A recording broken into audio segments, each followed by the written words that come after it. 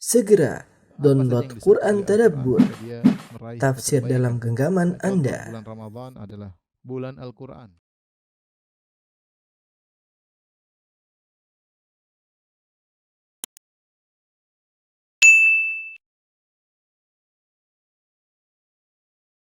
Bismillahirrahmanirrahim. Assalamualaikum warahmatullahi wabarakatuh. Alhamdulillahi ala ihsani wa syukru lahu ala taufiqihi wa amtinani. Wa asyhadu an la ilaha illallah wahdahu la syarika lahu ta'ziman li sya'ni. Wa asyhadu anna Muhammadan abduhu wa rasuluhu da'ila ridwani. Allahumma salli alaihi wa ala alihi wa ashabihi wa ikhwani. Hadirin dan hadirat yang dirahmati oleh Allah Subhanahu wa taala, kita melanjutkan bahasan kita dari kitab Fadlul Islam karya Syekh Muhammad bin Abdul Wahhab rahimahullahu taala. Dan kitab ini sangat indah agar kita semakin tegar di atas Islam di tengah berbagai macam syubhat yang dilontarkan baik oleh orang-orang liberal yang membuat kita ragu seakan-akan kebenaran bukan hanya pada Islam ya. Maka kita butuh mempelajari buku-buku seperti ini ya.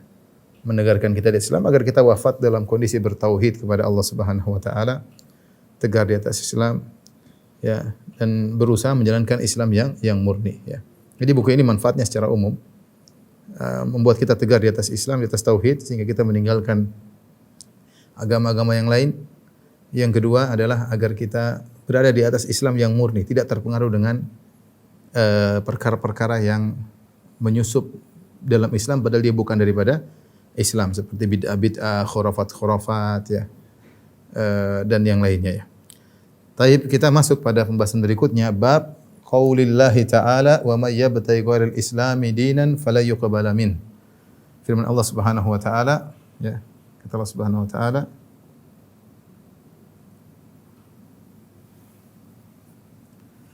wa may yabtaghi ghairal islami dinan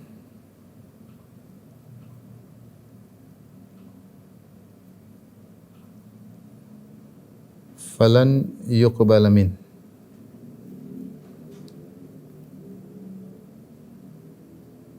Ayat selanjutnya, wa huwa fil akhirati minal khasirin. Fil akhirati minal khasirin. Artinya, siapa yang mencari selain Islam sebagai agama, maka tidak akan terima.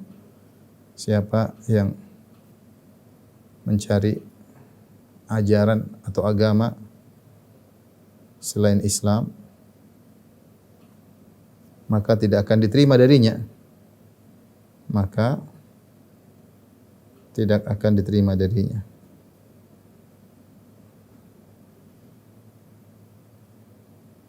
Wa huwa fil akhirati minal khasirin, dan dia di akhirat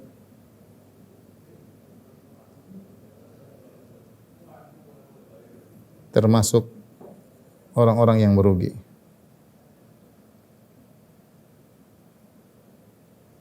Di sini ada perhatikan di sini Allah Subhanahu wa taala mengatakan wa may yabtaghi ghairal islami dinan. Siapa yang mencari agama selain Islam, agama apapun, perhatikan. Agama apapun selain Islam.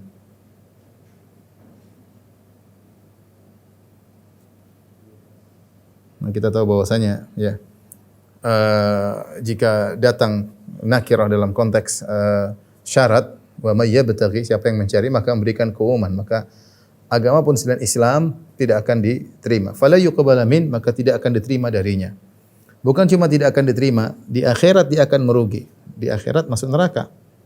Masuk neraka. Ya. Jadi adalah akidah yang mendasar bagi kaum muslimin. Dan pembahasan tentang ini kalau kita pahami dari buku Fadlul Islam karya Syekh Muhammad bin Wahhab rahimahullahu taala, maka ayat ini bisa kita bawakan kepada dua makna ya. Dibawakan kepada dua makna, yaitu terkait dengan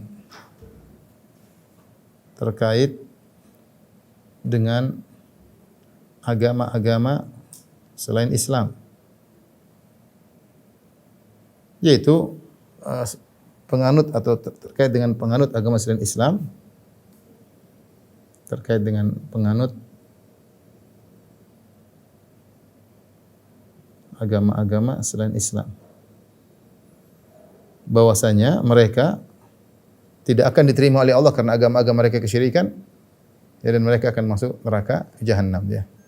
Tidak akan diterima oleh Allah, apapun agamanya. Yang kedua, Syekh Abdul Wahab rahimahullah membawakan juga ayat ini terkait dengan kaum muslimin sendiri.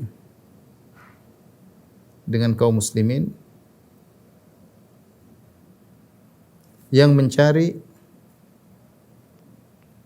ajaran-ajaran di luar Islam yang murni.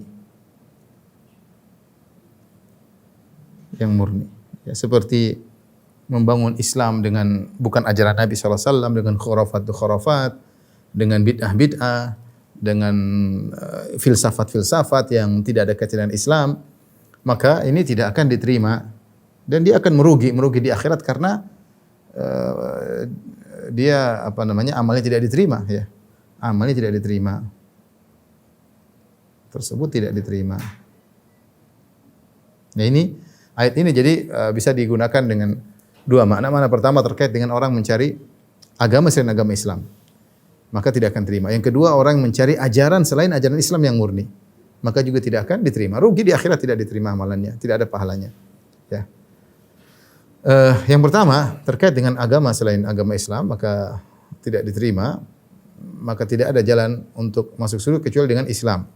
Dan ini sudah ditekankan oleh Allah Subhanahu wa taala, "Inna dina indallahil Islam." Sungguhnya agama yang diridhai dari Allah hanyalah Islam. Kemudian Allah berfirman, "Wa may yabtaghi ghairal islami dinan fala yuqbal min." Siapa yang mencari agama selain Islam maka tidak akan diterima.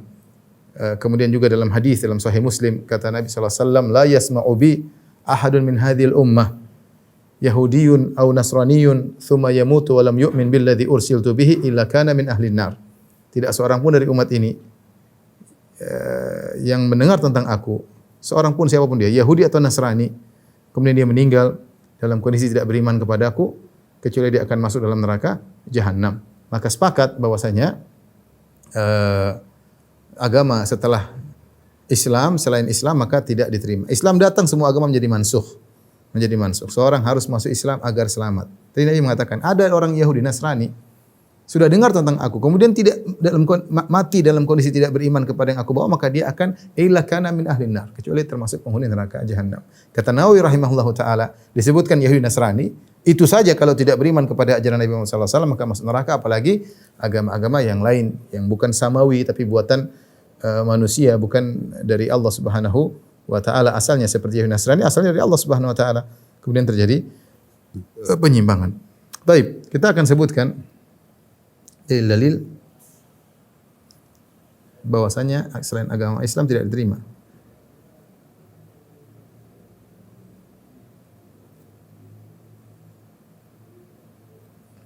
Diterima dan masuk neraka. Kenapa saya perlu tekankan hal ini?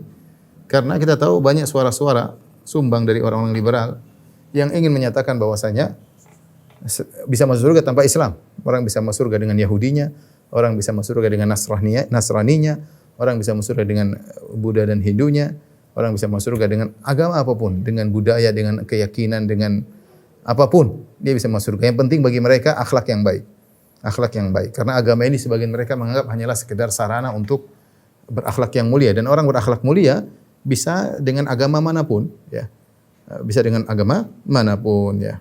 Tapi ini sudah kita bahas, kita bilang tidak. Agama diutus oleh Allah Subhanahu wa taala untuk mewajibkan bagi hamba-hambanya untuk beribadah kepada Al-Khaliq, kepada Tuhan. Ya.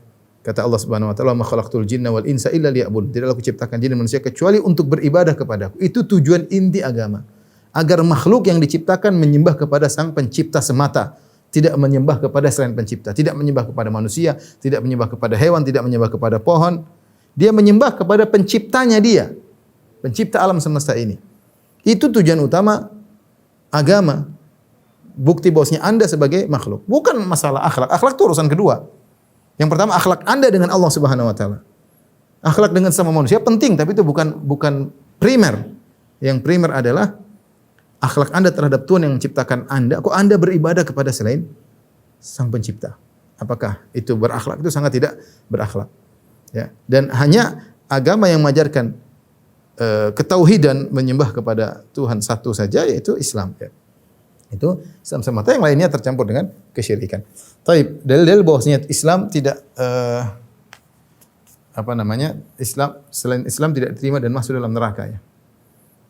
Banyak ya. Pertama, di antaranya Allah ya menyatakan ahlul kitab tidak beriman, dan ini banyak dalam Al-Qur'an ya. Ya, seperti firman Allah, qatilul ladzina la yu'minuna billahi wala bil yawmil akhir. Wala yuharrimuna ma haramallahu wa rasuluhu wala yudinul haqqi minal ladzina utul kitaba hatta yu'tul jizyata an yadin wa hum saghirun. Wa hum saghirun, dalam surat At-Taubah. Perangilah orang-orang yang ya, tidak beriman kepada Allah dan Rasulnya. Allah menyatakan mereka tidak beriman ya. Dan ayat-ayat seperti ini banyak ya. Demikian juga ya, Allah mengatakan wa ma ulaika bil mu'minin. Kata Allah seperti dalam Al-Qur'an, wa kaifa yuhakkimunaka wa indahumut taurat fi hukmullah tsumma yatawalluna min ba'di dzalik wa ma ulaika bil mu'minin. Kata Allah, dan mereka itulah ahlul kitab, mereka tidak beriman. Kemudian Allah memvonis mereka ahlul kitab. Kenapa kita sebut ahlul kitab? Kalau ahlul kitab saja divonis begini, apalagi selain mereka kafir. Dan ini juga dari beberapa sisi ya, dari beberapa sisi ya. Seperti Allah menyatakan mereka kafir karena mengklaim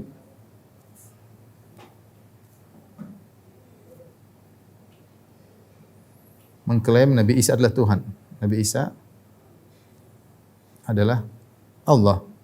Laqad kafara alladziina qalu innallaha huwal masih ibnu Maryam. Sungguh telah kafir orang yang mengatakan bahwasanya Nabi Isa adalah Allah Subhanahu wa taala.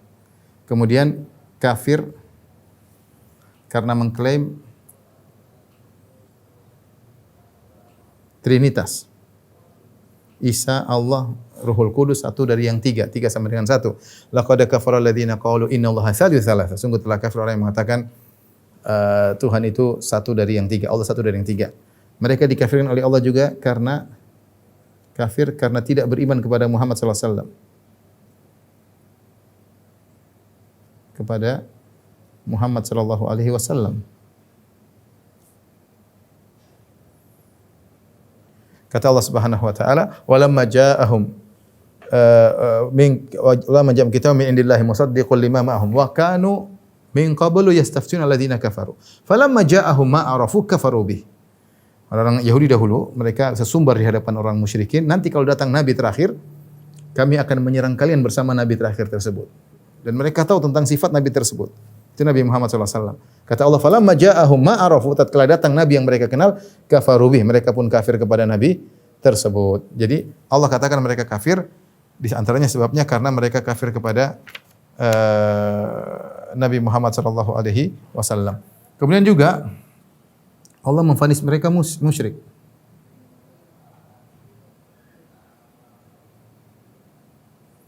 Ini saya tekankan agar kita tidak boleh ragu bahwa selain Islam musyrik. Ya. Ini banyak dalam Al-Qur'an ya, seperti Allah mengatakan ittakhadhu ahbarahum wa ruhbanahum arbaba min dunillah wal masih ibn Maryam wa ma umiru illa liya'budu ilahan wahida la ilaha illa huwa subhanahu amma yusyrikun. Dalam surat At-Taubah 31 kata Allah, ittakhadhu ahbarahum, mereka menjadikan pendeta-pendeta mereka wa ruhbanahum, ahli ibadah mereka, arbaba min dunillah, tandingan-tandingan selain Allah. Itu apa yang mereka haramkan mereka ikut haramkan, apa yang mereka halalkan ikut mereka halalkan. Wal Masih ibn Maryam, dan mereka menjadikan Masih Isa bin Maryam sebagai tandingan bagi Allah. Wa ma umiru illa liya'budu ilahan wahida, dan mereka tidak diperintahkan kecuali untuk beribadah kepada ilah yang satu, Tuhan yang satu.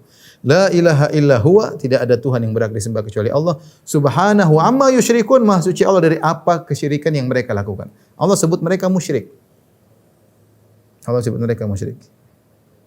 Allah mengatakan ya, kata Allah Subhanahu wa taala juga di antaranya ya, pada hari kiamat kelak Allah mengatakan, wa idz qala Allahu ya Isa ibn Maryam anta qulta lin nasi ittakhiduni wa ummi ilahaini min dunillah.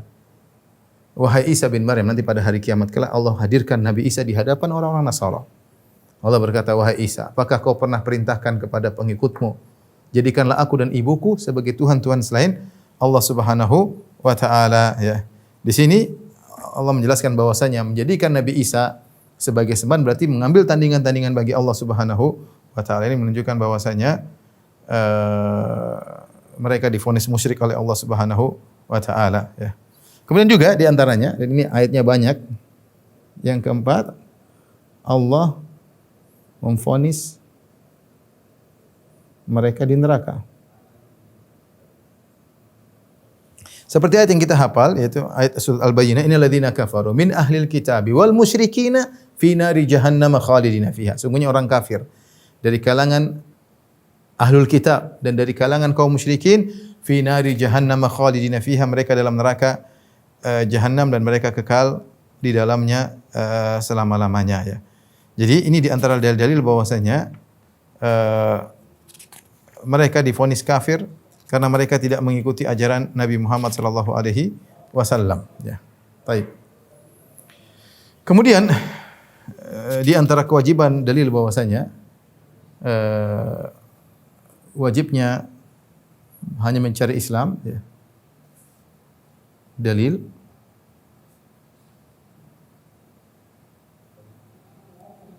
hanya mengikuti Islam, ya, di antaranya, ya, seperti Allah Subhanahu wa taala mengutus nabi untuk seluruh umat. Wa ma arsalnaka illa rahmatan lil alamin. Ya. Kami tidaklah mengutus engkau sebagai rahmat bagi seluruh alam. Dalam ayat yang illa kafatan linnas, kami tidak mengutus engkau kecuali sebagai untuk seluruh manusia. Ya ayuhan nas, inni rasulullah ilaikum jami'an. Dalam ayat yang lain, ya wahai manusia sekalian, sungguhnya aku diutus kepada kalian seluruhnya. Dan ini mencakup Yahudi, Nasrani, mencakup Buddha, Hindu, semua umat wajib beriman kepada Nabi karena Rasul mereka yang diutus kepada mereka terakhir hanyalah Rasulullah sallallahu alaihi wasallam. Kemudian juga dalil di antaranya Allah mewajibkan para nabi jika bertemu nabi harus ikut nabi. Nabi Muhammad sallallahu alaihi wasallam maka harus menolong nabi. Ikut Nabi sallallahu alaihi wasallam. Harus menolong Nabi sallallahu alaihi wasallam dalam surat Al-Imran 81. Kata Allah Subhanahu wa taala, "Wa idz akhadha Allahu mitsaqan nabiyyin lama ataitukum min kitabin thumma ja'akum min kitabin wa hikmatin thumma ja'akum rasulun musaddiqul lima ma'akum la tu'minunna bihi wa la tansurunnah." Ketika Allah Subhanahu wa taala mengambil janji dari para nabi seluruhnya, dari Nabi Adam sampai Nabi Isa alaihissalam. Ya. Lama ataitukum min kitabin wa hikmah, tatkala aku berikan kepada kalian kitab dan hikmah. Ya. Thumma ja'akum rasulun musaddiqul lima ma'akum. Kemudian nanti datang kepada kalian seorang rasul yang membenarkan kalian semua. Maksudnya Nabi Muhammad sallallahu alaihi wasallam. Apa kewajibannya? La tu'minunna bihi wa la tansurunnah. Kalian akan beriman kepada nabi tersebut dan kalian akan menolong nabi tersebut. Qala aqrartum akhadhtum ala dzalikum isri? Apa kalian mengambil perjanjian tersebut? Qalu aqrarna. Jadi para nabi semua sudah diambil perjanjian untuk beriman kepada Nabi sallallahu alaihi wasallam dan untuk menolong Nabi sallallahu alaihi wasallam. Dan ini menunjukkan bahwasanya tidak ada jalan lain kecuali harus mengikuti Islam saja karena seluruh nabi telah diwajibkan untuk beriman dan menolong Nabi sallallahu alaihi wasallam, ya. Dan tadi, ya, hadis Nabi sallallahu alaihi wasallam, ya, ayat-ayat yang sedang kita bahas tadi, ayat-ayat yang sedang kita bahas di antaranya, siapa yang mencari selain Islam maka masuk neraka. Wa may yabtaghi ghairal Islam dinan fala yuqbal min. Siapa yang mencari agama selain Islam maka tidak akan diterima darinya. Ini muqaddimah untuk saya jelaskan bahwasanya selain Islam tidak diterima, ya, karena selain Islam adalah agama kesyirikan. Taib, kita masuk pada pemahaman yang kedua. Jadi kita kembali, saya sebutkan tadi bahwasanya ayat ini Wa may yabtaghi ghairal islami dinan fala yuqbala min. Siapa yang mencari agama selain Allah tidak diterima darinya, bisa dimaknakan kepada dua. Pertama terkait dengan penganut agama selain Islam, maka mereka tidak akan diterima oleh Allah dan mereka akan divonis masuk neraka jika mereka tidak beriman kepada Nabi sallallahu alaihi wasallam. Dan sudah kita jelaskan tadi dalil-dalilnya. Ya. Bahwasanya mereka divonis kafir, mereka divonis masuk neraka, mereka dikatakan musyrik, mereka dikatakan tidak beriman, ya. Kemudian juga Allah mengatakan Nabi diutus seluruh umat manusia wajib beriman kepada Nabi, bahkan para nabi disuruh beriman kepada Nabi Muhammad sallallahu alaihi wasallam. Adapun makna yang kedua, barang siapa yang beramal selain ajaran Islam yang murni maka tidak akan diterima. Ini juga makna kedua dari ayat ini. Sehingga siapa yang mencari ajaran selain yang diajarkan dalam Islam yang murni berupa bid'ah-bid'ah, khurafat-khurafat, filsafat-filsafat, logika-logika, ya, dan lain-lainnya, maka tidak akan diterima oleh Allah Subhanahu wa taala. Dan ini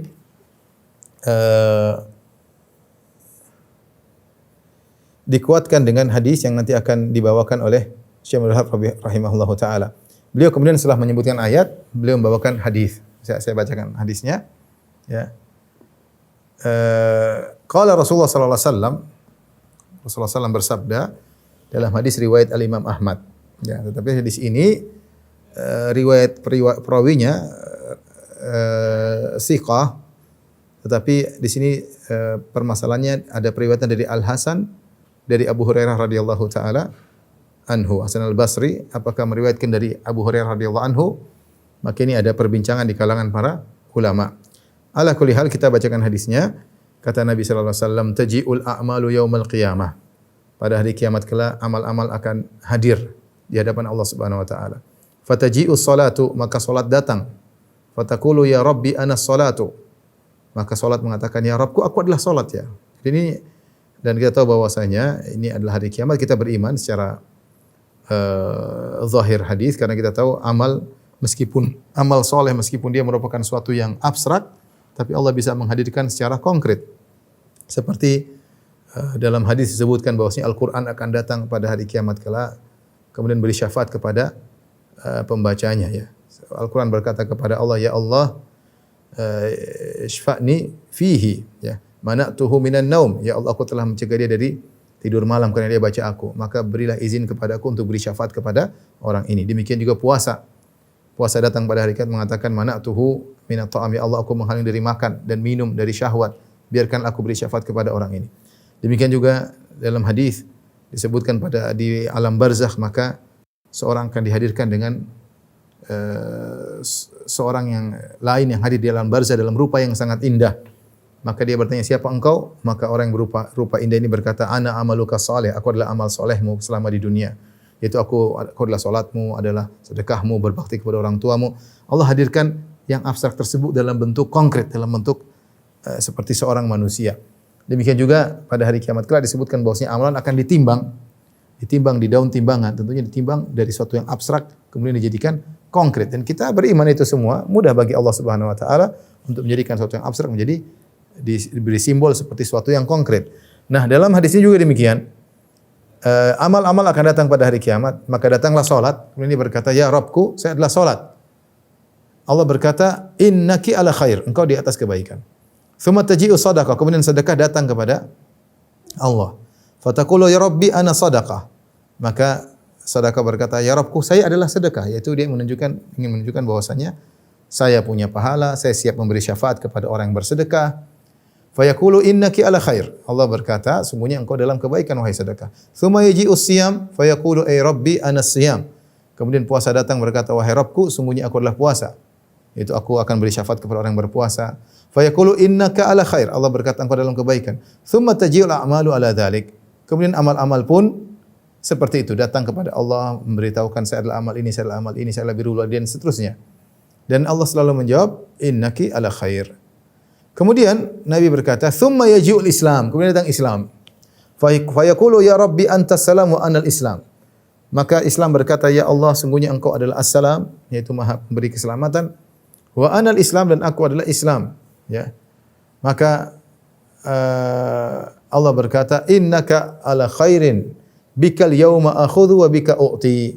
Engkau di atas kebaikan wahai Islam, dan dengan engkaulah aku akan menghukum dan dengan engkaulah aku akan memberi. Kata Allah, bika al-yauma akhudhu, pada hari ini dengan engkaulah. Akhudhunya dua makna. Ada yang mengatakan akhudhu maksudnya dengan engkaulah aku akan menerima amal-amal yang lain. Atau dalam pengertian yang dengan engkaulah aku akan menghukum. Wa bika u'ti, dengan engkaulah aku akan beri ganjaran. Ya. Jadi Allah menjelaskan seluruh amalan-amalan sebelumnya, dalam hadis ini Rasulullah SAW menjelaskan seluruh amalan-amalan sebelumnya, baik salat, baik sedekah, baik puasa, semuanya tergantung kepada Islam. Ya, tergantung kepada Islam. Kalau Islamnya benar, maka akan diberikan seluruh pahala amalan tersebut atau diizinkan untuk memberi syafaat. Jika Islamnya salah, maka tidak akan diberi ganjaran.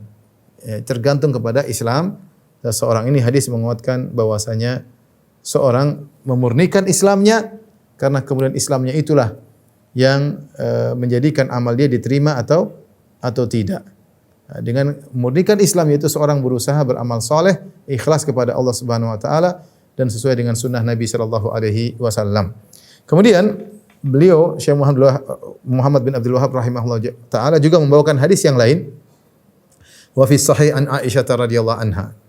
Dalam hadis yang sahih dari Aisyah radhiyallahu anha dalam sahih Muslim, anna Rasulullah SAW bersabda, man amila amalan, atau dalam riwayat Ahmad ya, man amila amalan laisa alaihi amruna fahuwa rad. Ya. Ini sama dengan hadis man ahdatsa fi amrina hadza ma laysa min fahuwa rad. Dalam sebagian lafal man amila amalan, siapa yang melakukan suatu amalan apapun laisa alaihi amruna, tidak ada perintah dari kami, fahuwa rad, maka dia tertolak. Ini menguatkan makna kedua dari wa may yabtagil islami dinan ghair wa may yattabi ghair islam. Siapa yang mencari agama selain Islam yang murni. Seorang mencari ajaran-ajaran, melakukan amalan-amalan yang tidak diajarkan oleh Nabi sallallahu alaihi wasallam maka tertolak. Baik berupa akidah yang tidak diajarkan oleh Nabi sallallahu alaihi wasallam, baik berupa perkataan, baik berupa ibadah ya, yang tidak diajarkan oleh Nabi sallallahu alaihi wasallam maka tidak diterima oleh Allah Subhanahu wa taala dan dia akan tertolak kembali kepada pelakunya. Ini menuntut kita untuk meninggalkan segala perkara yang bukan merupakan Islam yang murni, bukan Islam yang dibangun di atas Al-Qur'an dan sunnah dan pemahaman para sahabat. Karena amalan yang tidak dibangun di atas Al-Qur'an, kemudian sunnah dan amalan sahabat, maka fahuwa raddun, akan tertolak. Ini bab pertama yang kita bahas. Ikhwan dan akhwat yang rahmatillah subhanahu wa ta'ala. Kita lanjutkan pada bab yang kedua. Bab yang kedua. Jadi bab pertama kita harus yakin tidak diterima kecuali agama Islam dan tidak diterima amalan kecuali amal yang sesuai sunnah Nabi sallallahu alaihi wasallam. Bab yang berikutnya, bab wujubul istighna bi mutaba'atil kitab an kulli ma siwa. Artinya bab wajibnya merasa cukup atau mencukupkan diri dengan Al-Qur'an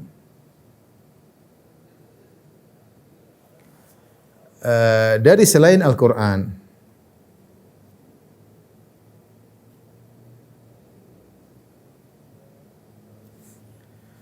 Al-Qur'anul Karim ya, tentu dengan penjelasannya, dengan sunnah Nabi sallallahu alaihi wasallam, dengan pemahaman para salaf yang akan kita sebutkan ya.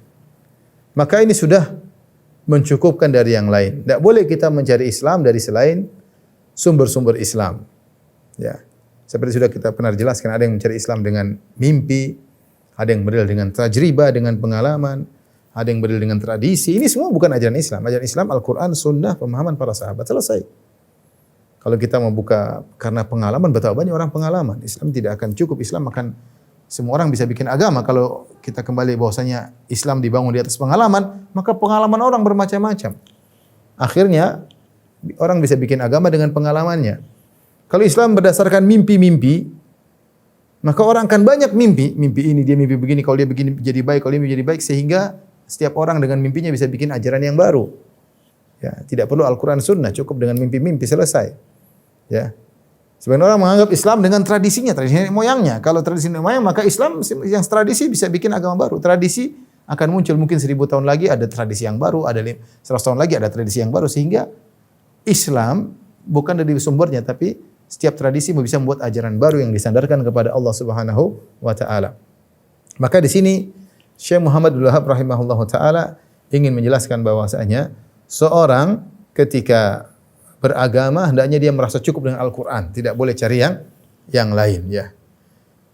Wa nazzalna 'alaikal kitaba tibyanan likulli syai'. Kemudian beliau menyebutkan dalil yang banyak, dalil akan hal tersebut. Di antaranya firman Allah Subhanahu wa taala, "Wa nazzalna 'alaikal kitaba tibyanan likulli syai'." Wa nazzalna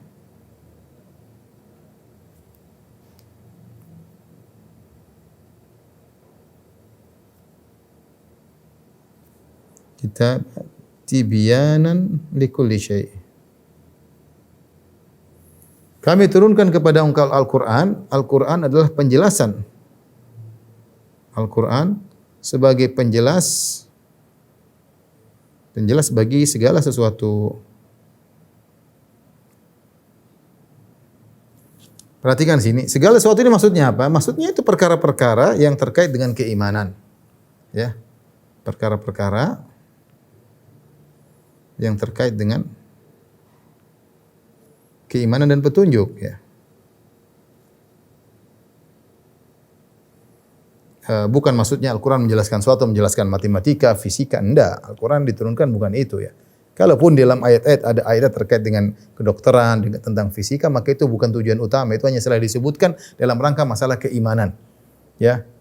Seperti Allah menyebutkan tentang proses penciptaan manusia dalam perut, ya itu sesungguhnya terkait dengan ilmu kedokteran, tapi itu bukan maksudnya. Maksudnya Allah yang menjelaskan bahwasanya tabarakallahu ahsanul khaliqin.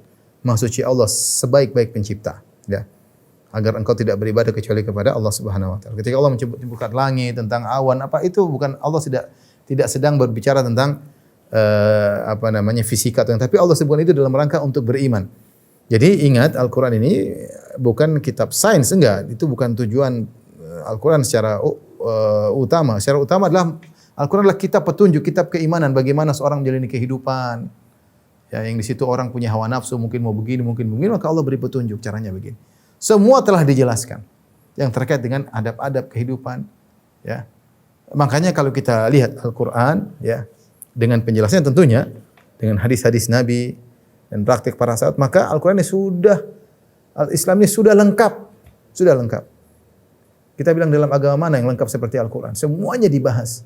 Islam ini semuanya dibahas. Tentunya tidak serta-merta harus tekstual Al-Qur'an, tetapi butuh penjelasan dari Nabi sallallahu alaihi wasallam. Karena dalam Al-Qur'an Allah berfirman, "Wa ma atakumur rasulu fakhudhuh wa ma nahakum anhu fantahu."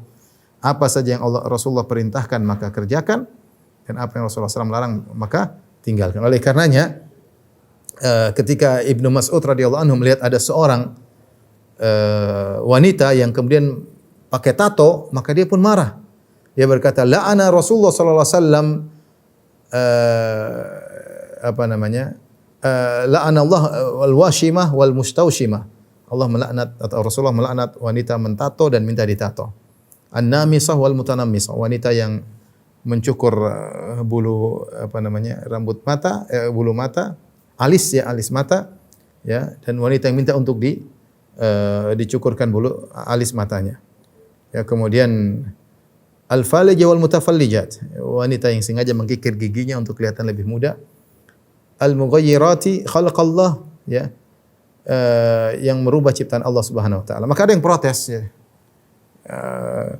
Kenapa engkau melaknat?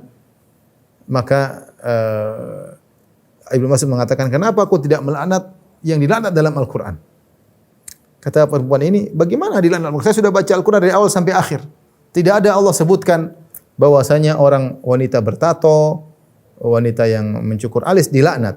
Kata Ibnu Mas'ud, "Kalau kau baca dengan baik tentu kau akan dapat. Bukan ke dalam Al-Qur'an Allah mengatakan, wa ma atakumur rasulu fakhudhuh wa ma nahakum anhu fantahu." Bukan ke dalam Al-Qur'an Allah mengatakan apa saja yang datang dari Nabi sallallahu alaihi wasallam maka ambillah, dan apa yang dilarang oleh Nabi maka tinggalkanlah.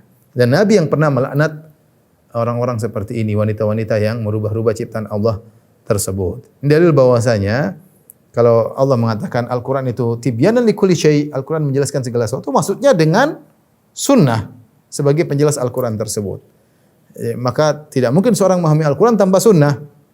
Seperti Allah mengatakan, aqimus shalah, dirikan salat. Jadi kita tidak bisa jelaskan, tidak bisa menegakkan salat kalau tidak ada sunnah. waktunya kapan sampai kapan, 5 waktu kapan sampai kapan, berapa rakaatnya, tata caranya, ini semua dalam sunnah. Wa atuz zakah, bayar zakat. Gimana kita bayar zakat kalau hanya dari Al-Quran? Tidak ada penjelasan detail. Dengan sunnah, dengan hadis, maka kita tahu detail tentang zakat. Demikian juga tentang haji. Jadi intinya, Allah mengatakan, wa nazzalna 'alaikal kitaba tibyanan likulli syai'. Kami turunkan kepada engkau Al-Quran sebagai penjelas atas segala sesuatu. Maksudnya yaitu digandengkan dengan sunnah. Yang dia jelaskan segala sesuatu ini maksud saya tadi perkara-perkara yang terkait dengan kehidupan. Seorang butuh hidayah, baik dari sisi akidah, dari sisi adab, dari sisi pergaulan. Ini bukan masalah segala sesuatu, maksudnya ilmu biologi, ilmu fisika, ilmu matematika, enggak, bukan itu, jangan disalahpahami. Saya katakan tadi Al-Quran bukan kitab sains, tapi dalam Al-Quran ada sains yang didatangkan oleh Allah sebagai untuk masalah keimanan. Ya. Makanya dalam Al-Quran disebut tentang hari kiamat, kemudian tentang keimanan, ketakwaan, tentang iman kepada malaikat dan macam-macam yang ini mengantarkan seorang untuk bertakwa kepada Allah Subhanahu wa taala. Jadi Al-Qur'an mengajarkan segala sesuatu. Ya. Dalam Islam semua diajarkan. Sampai ada buang hajat diajarkan, ada makan diajarkan, ada berumah tangga diajarkan, ada bergaul diajarkan, ya. Ya. Ada berhubungan dengan istri pun diajarkan. Ada dalam berpolitik juga diajarkan, ada dalam peperangan diajarkan. Subhanallah, lengkap. Kalau kita buka fikih Islami lengkap semuanya. Kita enggak butuh agama lain. Ya, kita enggak butuh agama lain. Artinya kita enggak butuh ajaran lain, sudah lengkap. Akidah juga sudah lengkap, iman kepada hari akhir sudah lengkap, mengenal tentang Allah juga sudah lengkap. Terus mau cari apa? Kita enggak butuh dari ajaran. Semuanya sudah lengkap dijelaskan detail oleh para ulama ketika menjelaskan Al-Qur'an dan hadis-hadis Nabi sallallahu alaihi wasallam.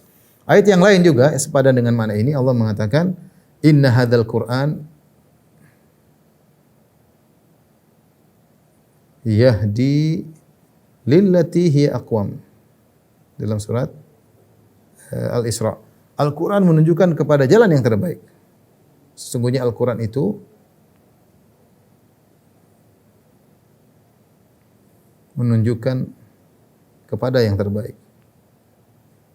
Dan benar, kalau Anda ingin mencari yang terbaik, ingin menjadi suami yang terbaik, ingin menjadi seorang akhlak yang terbaik, menjadi kepala negara yang terbaik, semuanya dalam Al-Quran, tentu dengan sunnahnya maksudnya.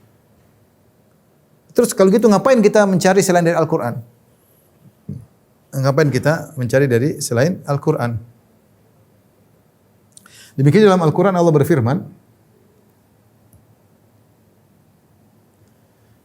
dalam surat Al-Ankabut ayat 51, awalam yakfihim anna anzalna alaikal kitaba yutla alaihim. Kata Allah, awalam yakfihim anna anzalna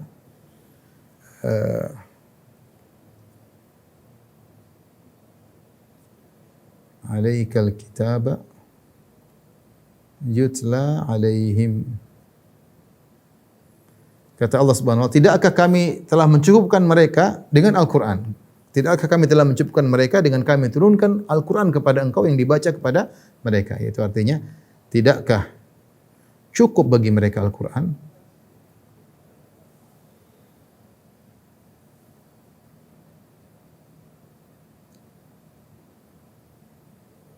Jawabnya cukup. Al-Qur'an sudah cukup, tidak perlu yang lainnya. Ini yang sedang dibahas oleh Syekh Muhammad rahimahullahu taala. Sehingga keperluan yang untuk kita jalani dalam kehidupan kita, bimbingan, bermasyarakat, berkeluarga, bernegara, maka cukup dengan Al-Qur'an. Tidak perlu kita yang lainnya. Tidak perlu yang lainnya. Ya. Taib. Kemudian Syekh Muhammad rahimahullahu taala membawakan sebuah hadis bab ini. Saya bacakan, wa rawan Nasa'i wa ghairuhu anin Nabi sallallahu alaihi wasallam.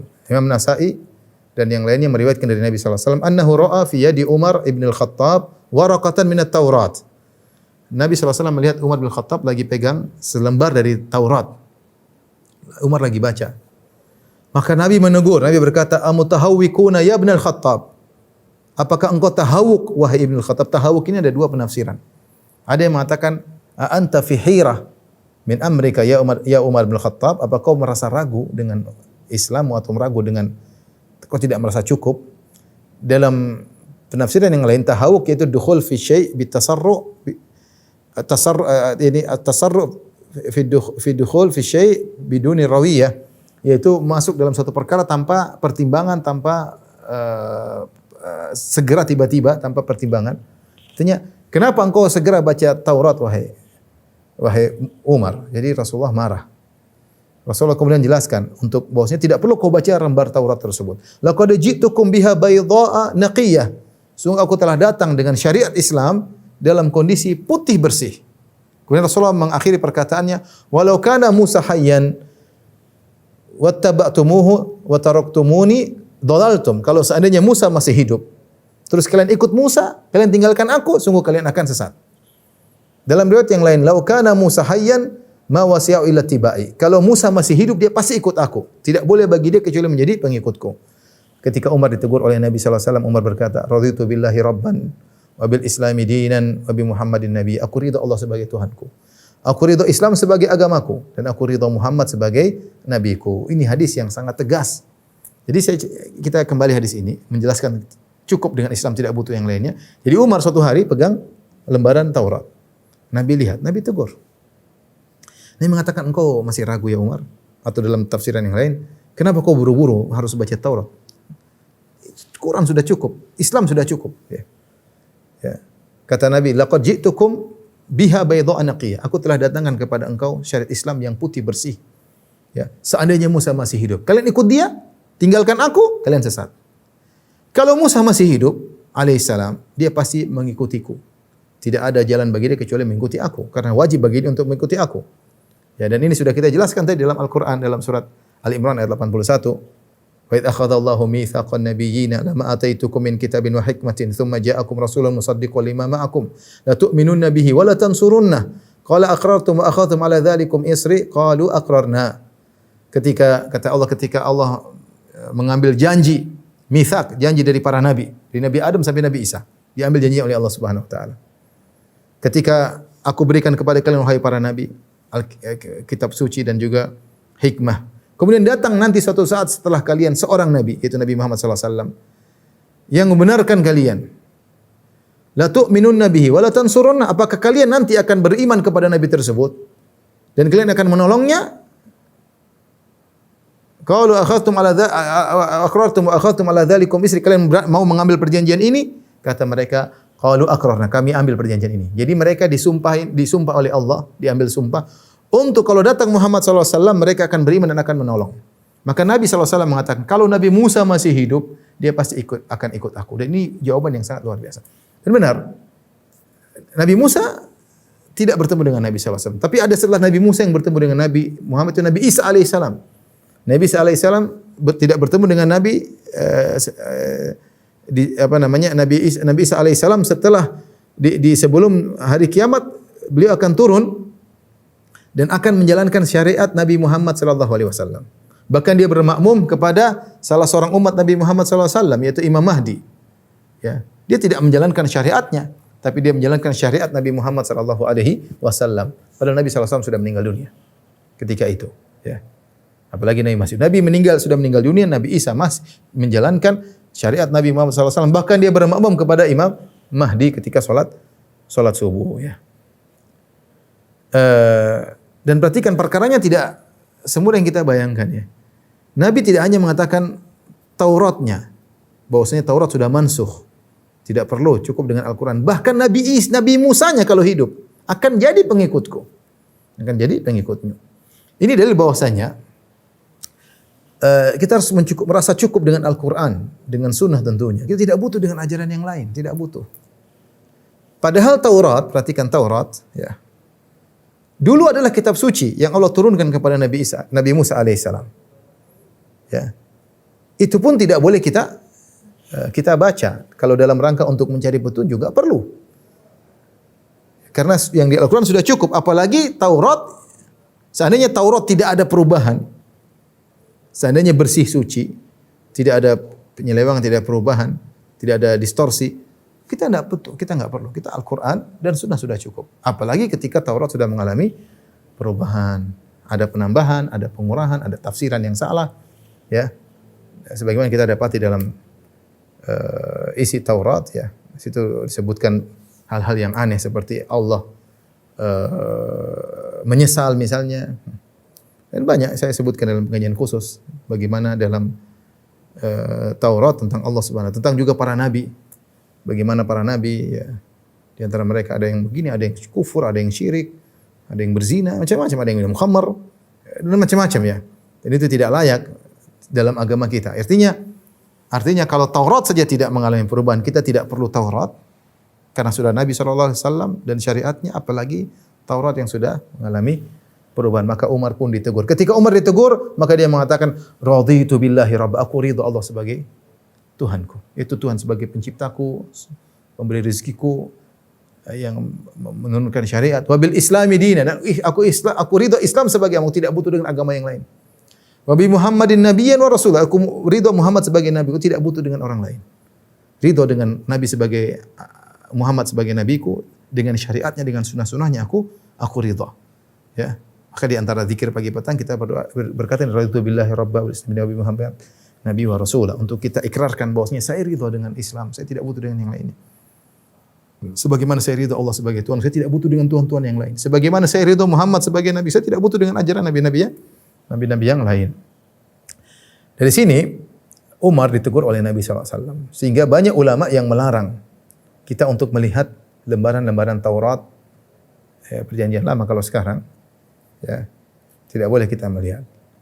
Ya, karena Umar saja ditegur oleh Nabi SAW. Namun sebenarnya mengatakan, boleh kalau seorang memang pakar, ahli, dan dia akidahnya kuat, dan dia memang ingin menjelaskan tentang penyimpangan yang ada agar orang-orang bisa masuk Islam, ya.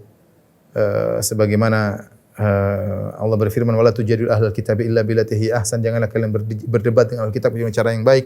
Tentunya ketika kita berdebat kita harus tahu apa yang ada di pemahaman mereka dengan kita membaca kitab suci mereka. Demikian juga ketika Rasulullah SAW mengutus Mu'adz bin Jabal, kata Rasulullah SAW, innaka ta'ti qauman ahla kitab. Sungguhnya kau akan mendatangi suatu kaum dari ahlul kitab. Artinya persiapkanlah dirimu. Kau akan bertemu dengan orang yang punya pemikiran. Kenalilah akidah mereka untuk bisa berhadapan dengan mereka, berdiskusi dengan mereka. Tapi para ulama banyak yang mengatakan tidak boleh baca sama sekali. Enggak perlu, karena kita enggak perlu. Jadi pendapat yang benar, kita tidak boleh baca kitab-kitab yang lain dalam rangka mencari petunjuk, enggak boleh. Karena petunjuk Al-Quran sudah cukup, sunnah, enggak ada. Enggak mau apa? Anda mau berumah tangga, ada dalilnya, ada. Anda mau, semua adab sudah diajarkan. Ada bergaul aja diajarkan, ada berteman diajarkan, adab makan, adab minum, hajat. Terus mau cari dari mana lagi? Adakah agama yang detail seperti agama kita? Tidak ada. Sudah sempurna, Islam sempurna. Al-yawma akmaltu lakum dinakum. Pada hari ini aku telah sempurnakan bagimu agama bagi kalian, Islam bagi kalian. Ya. Dan nikmat yang Allah berikan kepada aku berikan kepada kalian, sempurnakan. Ya. Jadi tidak perlu kita cari yang lain, ya. Jadi tidak boleh kita baca Taurat ini dalam rangka mencari petunjuk, enggak boleh, ya. Sudah cukup Al-Quran. Kita boleh baca bagi orang yang pakar, boleh dalam rangka untuk menjelaskan penyimpangan yang ada, pertentangan dengan Al-Quran misalnya, ya. Sebenarnya dilakukan oleh para ulama seperti Ibnu Taimiyah punya buku Al-Jawabus Shahih liman baddala dinal Masih. Jawaban yang sahih kepada orang yang merubah agama Nabi Isa. Itu jawaban dari Nasara. Demikian juga Ibnu Qayyim punya buku Hidayatul Hayara, petunjuk kepada orang-orang yang bingung, ya. Tentang fi ajwibatil Yahud wa Nasara, jawaban terhadap orang-orang Yahudi Nasara. Seperti Rahmatullahil Hindi punya buku bantahan terhadap orang Nasara, bagus, ya. Jadi tidak apa-apa kalau yang pakar ahli, tapi tidak boleh kita membaca dalam rangka mencari petunjuk karena Al-Quran sudah cukup. Nah, kalau Taurat dan Injil saja yang dulu pernah turun dari langit dan pernah menjadi kitab suci, tidak boleh kita jadikan bahan untuk mencari petunjuk, untuk belajar akidah, untuk tidak perlu. Apalagi kita kemudian mencari akidah dari buku-buku yang enggak jelas, dari filsafat-filsafat Yunani, ya, dari teori-teori ini. Subhanallah, sebagian orang cari akidah dengan filsafat. Belajar filsafat, belajar ini. Gimana? Taurat ini saya tidak boleh. Apalagi mengambil akidah dan ilmu filsafat dan ilmu-ilmu yang semacamnya dari tradisi, dari enggak, kita enggak perlu. Kita cukup Al-Quran dan Sunnah. Bukankah Al-Quran dan Sunnah telah menjadikan para salaf dahulu menjadi hebat, jadi orang bertakwa? Kita bertakwa tidak perlu dengan selain Al-Quran dan Sunnah. Al-Quran dan Sunnah sudah cukup buat orang bisa bertakwa. Al-Quran dan Sunnah bisa membuat generasi hebat seperti Abu Bakar, Umar, Uthman, dan Ali, dan yang lainnya. Terus kita mau cari yang lain? Ya. Ini teori itu. Enggak. cukup Al-Quran dan Sunnah, maka di antara kewajiban bagi kita lah hanya mencukupkan diri dengan ajaran Islam. Wallahu ta'ala alam bisawab. Demikian yang saya sampaikan. Insyaallah kita bersua di kesempatan yang lain. Wabillahi taufiq wal hidayah. Assalamualaikum warahmatullahi wabarakatuh.